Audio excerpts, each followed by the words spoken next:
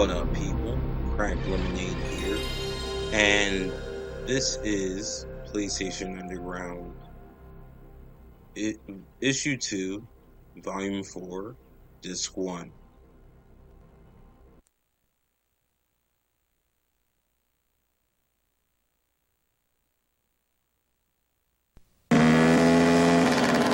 That's a good crouch, Cash. The name's Crash. Or Cash. I call him Crash, didn't I? Again? Hey, Mark. The name's Crash. Crash. Whatever. I hit a warm spot back there. Hey, that's a nice suit. What is that, a leather? What about mine? Yours sucks. You call those pecs? Look at me, I'm cut. It's called the gym, pal. Get to one. You're gonna put it on and you're gonna shave. I'm a furry macho man. You're gonna shave?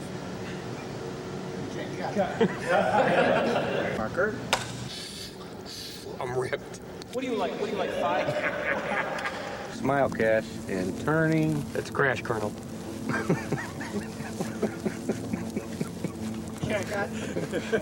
What do you do about prunage? Hey, supervisor, boss around. I'm not gonna put it on. You're gonna put the suit on. No, I'm not, Sir Swim-A-Lot. You're nuts. This is nuts. Woo! Mark? This is nuts. You're nuts. We gotta get it. Cut. Okay, time out. We got a situation here. Ow! Where was the flip call? I needed a flip call. I'm in a zone. I was in a zone. Pavement in your butt? Yeah. I just had a cheese sandwich. I'm all cramped up. What kind of cheese? Come on, shake it off. Come on. Hey, guys, give him a little air. He's got gas. Give me the air. That's not chlorine I smell. Okay, it's a go for Bandicoot. Full throttle up.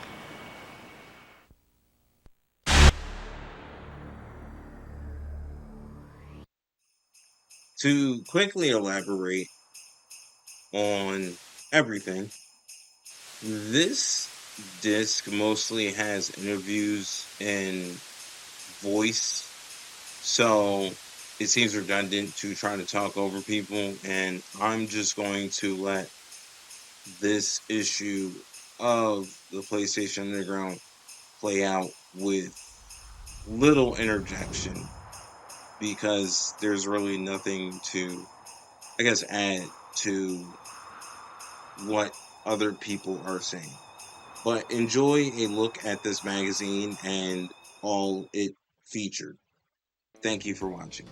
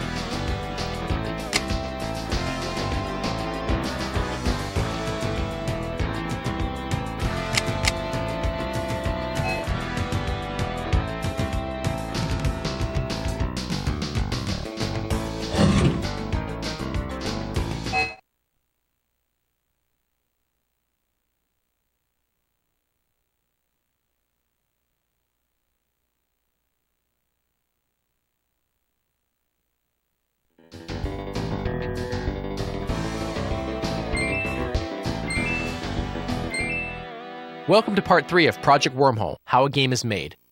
This issue we're going to work on game physics and obstacles. Now that we have a tunnel to fly down, things will start to get interesting.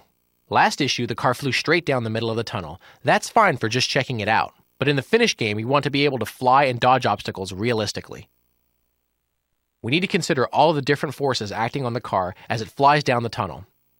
There is the force of gravity pulling it down, the force of jets on its bottom keeping it off the ground, drag forces from the air in the tunnel, and forces from jets used by the player to control the car. We add all of these forces up to figure out how the car is moving. That's a lot of number crunching, but the extra attention to detail makes the gameplay feel as real as possible. Let's draw obstacles. They're made just like we made the car in part 1. We've already done most of the work for this. The tricky part is knowing when we've run into something. It's too slow to look at every polygon and every object to see if they've collided, so we create an imaginary box around each object just big enough to contain it. These are called bounding boxes. We can use them to quickly see if two objects have run into each other. Now that the obstacles are floating in front of us, it's time to blow them apart.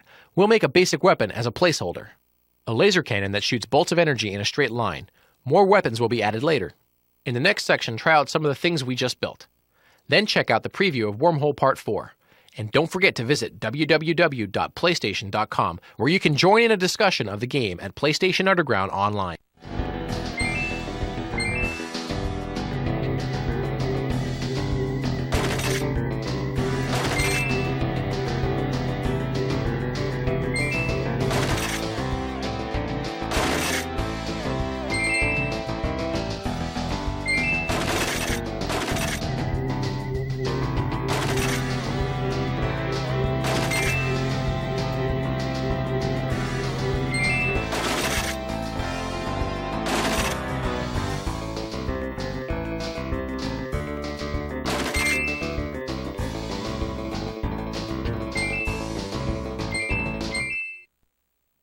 In Part 4 of Project Wormhole, we'll look into artificial intelligence, or how enemies are plotting to destroy you. We'll also add sound effects. Don't go away, the fun is just beginning.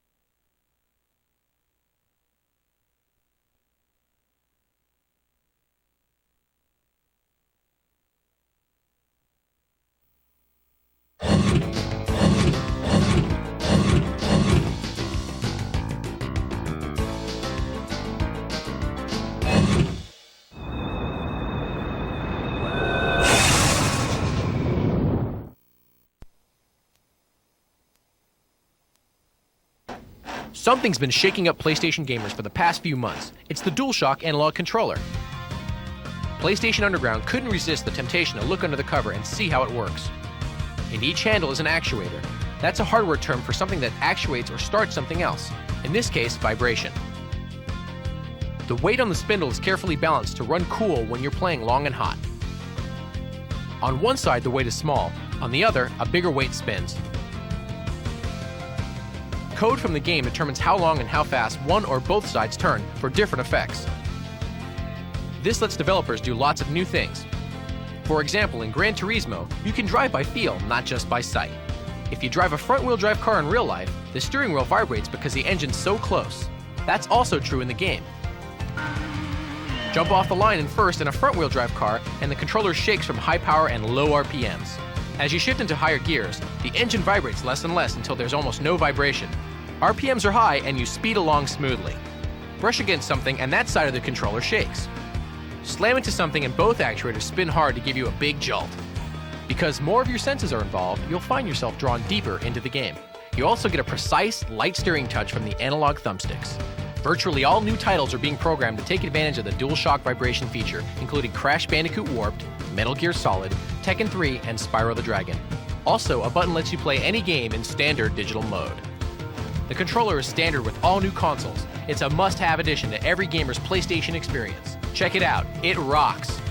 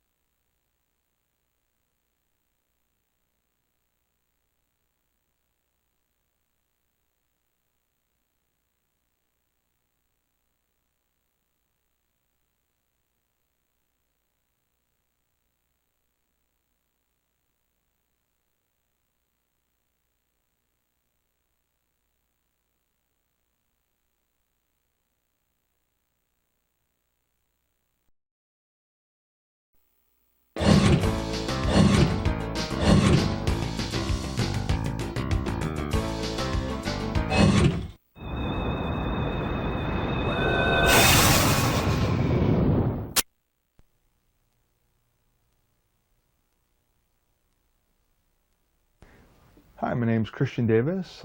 Was the lead tester for Spyro the Dragon. Today's cool tip is on Spyro. It's on the treetops level, where we'll be showing you how to get to that last platform that's so tough to get to. While you do these next series of jumps, you'll want to be holding down the square button and pressing X at the very end of the ramp to get the most height. From this platform right here, you want to supercharge down the ramp, jump at the end.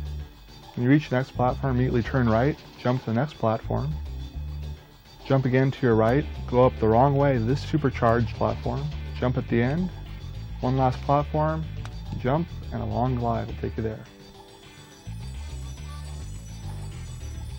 Our next tip for you is in the Peacekeepers world, Clifftown.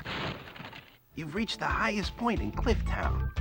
You can get to almost anywhere from here. When you glide across the river, you get to the dragon that tells you about being at the highest point in the level. If you jump off, glide around to your right, you can glide behind the building you first started in and collect the gems there.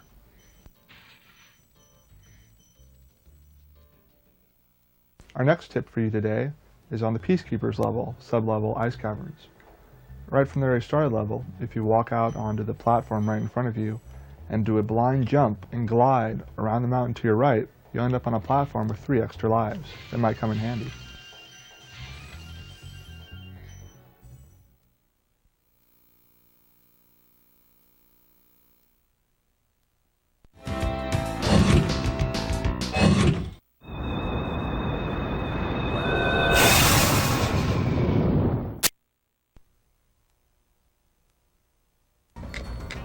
Man, I'm getting the crap kicked out of me here. Some people work only for the money. Others do what they love most and manage to get paid for it. Do you mind not interrupting me when I'm working? Stuart Copeland is in the second group. He's been making music all his life, first as a co-founder and drummer of The Police, then as a composer for films such as Rumblefish, Highlander 2, and Wall Street. Now he's writing the music for Spyro the Dragon, his first video game project. What makes composing for video games fun? How does he do it, and why does he like it? PlayStation Underground visited his small, unmarked studio in Hollywood, where he showed us some secrets. Good, we have sound. Step 1 is to beat the level. Now, for a 10-year-old kid, this is no problem. But for me, I have to beat the level and figure out the jumping, and I kind of navigate my way through the levels. In the very early stage, it's a lot of fun because I find a level that I can beat and get an attitude for it, and then create a piece of music for it. But then as the game progresses and I start getting to some of the more difficult levels and I'm stumped immediately, I've got to beat this bad guy before I can stay on that level for long enough to write a piece of music for it. So I have to learn how to beat all the bad guys. And if I was having to pay for my helpline, I'd be running up a huge tab here. So then once I'm on the level and I've got a general attitude for the game, I have to, within the atmosphere of that level, have a lot of different changes happen, but stay kind of in the atmosphere. Then I go back and I look for how to make those inner complexities more complex and to have deeper sublayers and things that don't really hit you the first time, but hit you the 16th time so that it can survive repeated listenings. Roll some of the crevulation off it there. Give it about 60 feet. Well, let me start something. Let me write something for you. Okay, well, I'm going to do something which is a trade secret here, but I have input quantized, which means that I can play it very badly, and it comes back played very nicely.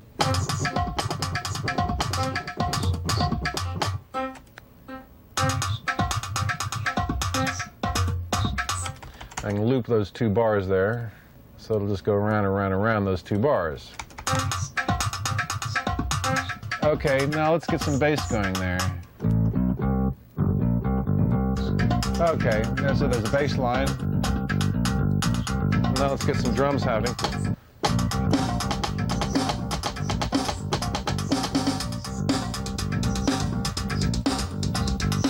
Okay, now let's get some heavy metal going here. Okay.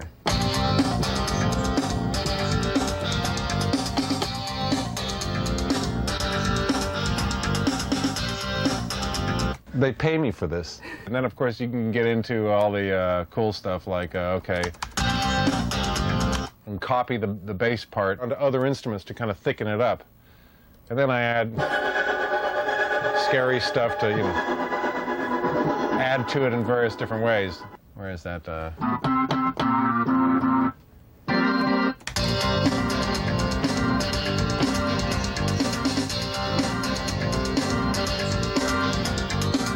Now this is really where I'm giving away the trade secrets. This is where Mozart would be jumping out of his grave and saying, I want to live in this century, where I transpose that part from there up to there, and it plays that same piece of music.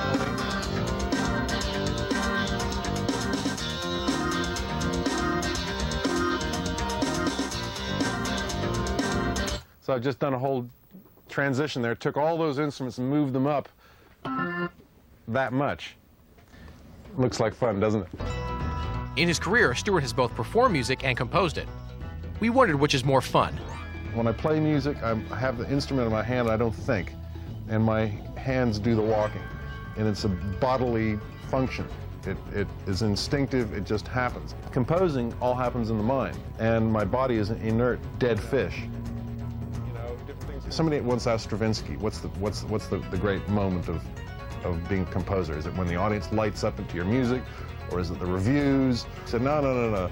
The best moment is when you find that note you're looking for, and you get that chord which leads to that chord, and you've got this under thing happening there which pays off right here. At the same time, set it, and you crack it, and you've got it, it goes there, and it does it. That's it. And it's downhill from there.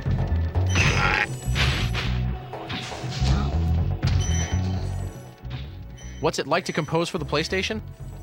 The Sony PlayStation has room for high-quality music that has full bandwidth. It's the same as you get from a CD, whereas the other platforms has very thin bandwidth.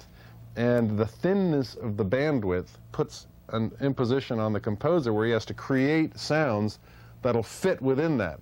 On these CD-ROM games, there's so much space. I don't have to worry. I can load up full symphonic sounds there. In fact, I have. In this game, I've got whole orchestra sounds that I recorded in Utah.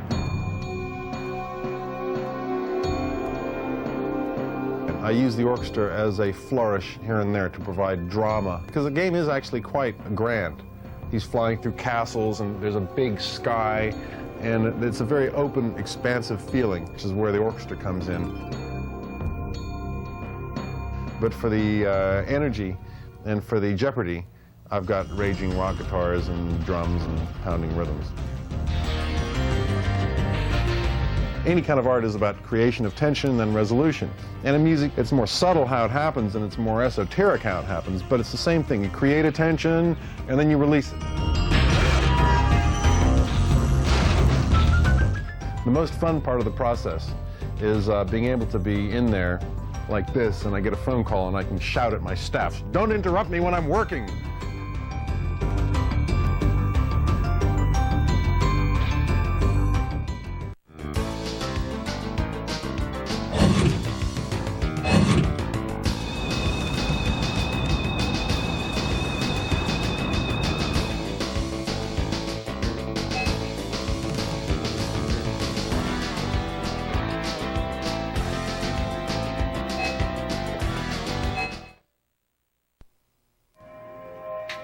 You bought a game and made some copies to sell over the internet. Now U.S. Marshals and the IDSA are standing outside your door. It's a good time to learn a few facts about software piracy. Recently, the Interactive Digital Software Association raided a New York City apartment where the occupant was allegedly selling illegal backup copies of PlayStation games over the internet. We've got an order from Judge. Because fines are as large as $1 million for each trademark violation, he's facing several $1 million in damages. It's also a temporary restraining order, complaint declaration. These are 20 websites like this have already been shut down, and that's just the beginning. An official of the Interactive Digital Software Association, who wanted to remain anonymous because of her anti-piracy work, explained, "The problem of piracy is growing exponentially every day. Technology is making it easier, but just because it's easier doesn't mean it's any more legal. Making a copy of a PlayStation game without permission is absolutely illegal." I was using these as backups for people who own original copies. I mean, I had no aware that, because I read, I had a disclaimer and everything, that We saw the disclaimer, but the law doesn't work that way. The question of this is a backup copy, that's a net myth. A backup copy that you buy off the internet because you don't want to buy the original is absolutely illegal. Few people who make or buy illegal copies think about who's really getting hurt. One group is the developers, gamers like yourself who put in 12 to 16-hour days for a year or two to develop a game at a cost of over $1 million. Marketing that game could add millions more. Because making a game is so expensive, it's risky for developers to take chances. That's how piracy weakens the development community. This year, illegal copies will keep an estimated $3.2 billion in revenue from reaching the people who create and distribute the games. That money would help developers start many more projects, take bigger risks, and experiment with more specialized and unusual games. So who does piracy hurt the most? Ultimately, all gamers and the quality of the video games themselves. Here's how the game community is striking back. The FBI has started to take some very serious actions against pirates online, not just for copyright and trademark infringements, but other things like consumer fraud. U.S. Customs officials have begun to do seizures of products of entertainment software coming into the United States. The largest such raid that we have experienced in the last few months occurred in Miami, where they seized 54,000 illegal PlayStation discs. The seizure in Miami is just a tip of the iceberg. Game developers would like your help in keeping the quality of future games high. They point out that many people who don't feel bad about making and using illegal copies would feel terrible if they had to steal a game from a store. Ironically, it's the same thing. For a detailed look at how piracy hurts video games and what you can do to help stop it, visit www.idsa.com.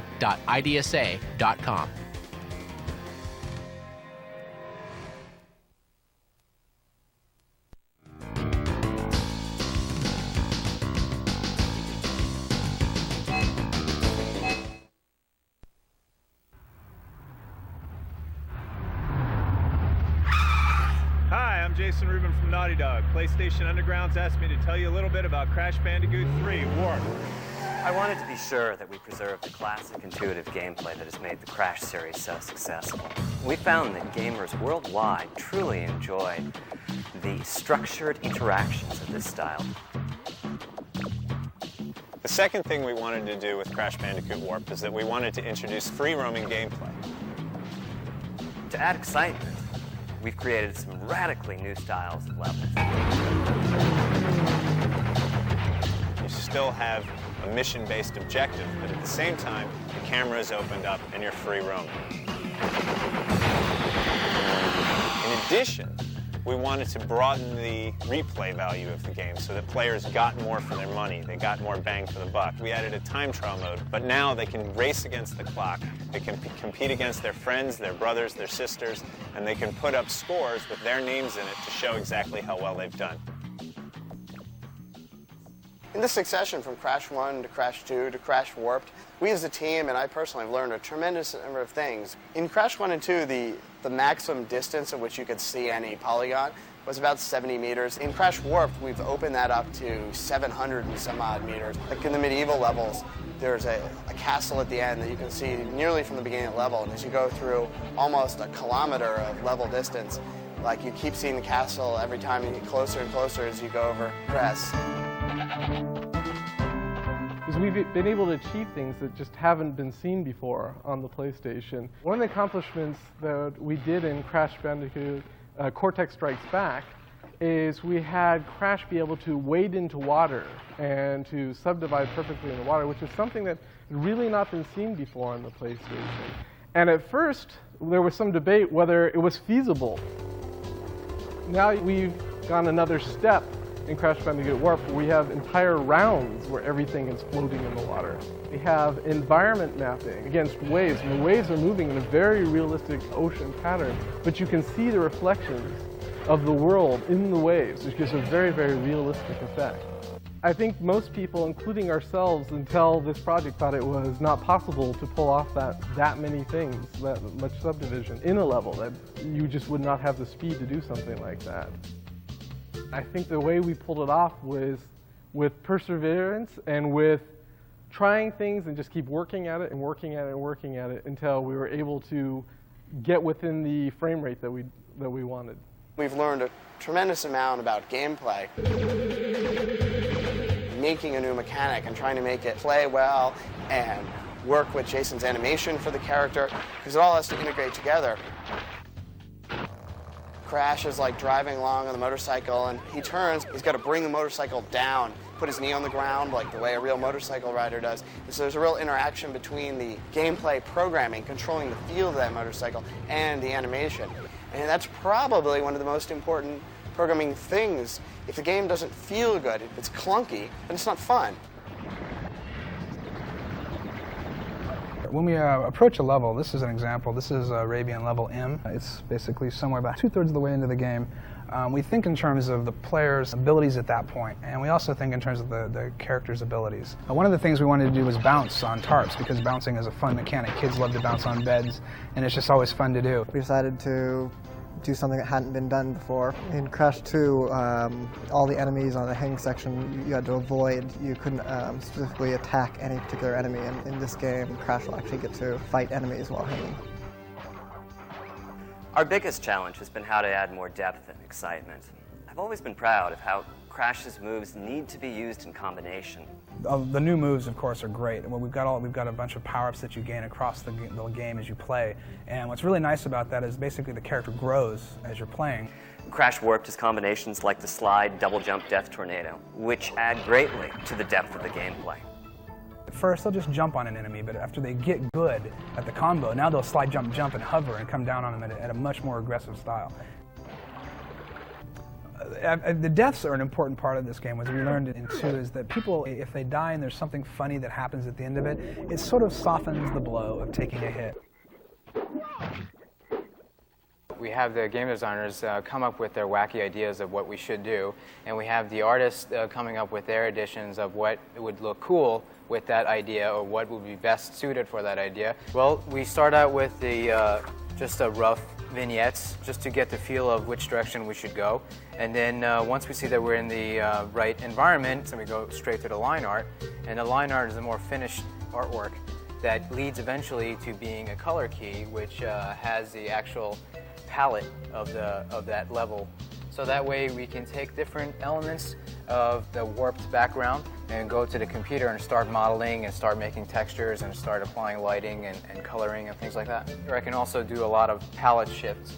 And if, for example, I can take the daytime and I can make a nighttime version of it rather quickly. There have been a lot of really proud moments for Naughty Dog in the Crash series, but I think maybe the proudest moment has been seeing the culmination of technical achievements and artistic achievements that came together with some of our water levels in Crash Bandicoot Warped. Our ocean level is just beautiful. I think we have a gameplay style that is truly new and truly unique. And I think that it's extremely fun, and on top of that, technically, it's an extremely hard achievement.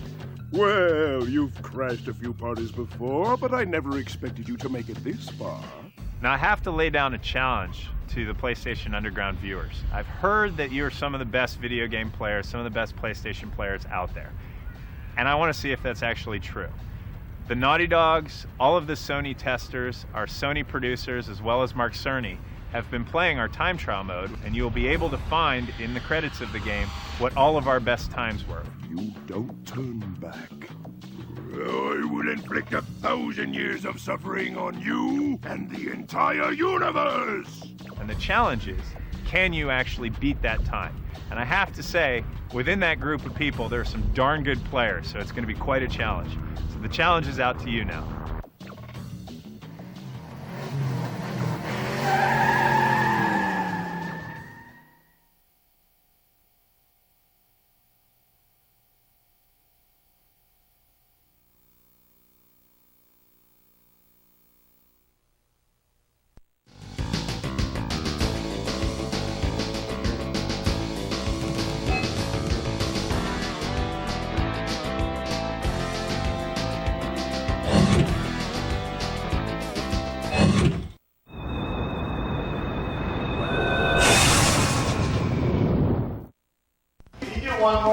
Being a sheep and trying to make it in Hollywood these days is not so great.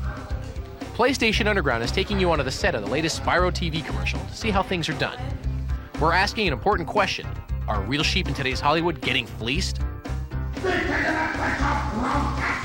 I Does that look like the face of a happy actor? He's nicknamed Toasty because Spyro breathes fire at sheep. If you do it right, it's one more. If you do it wrong, it's multiple.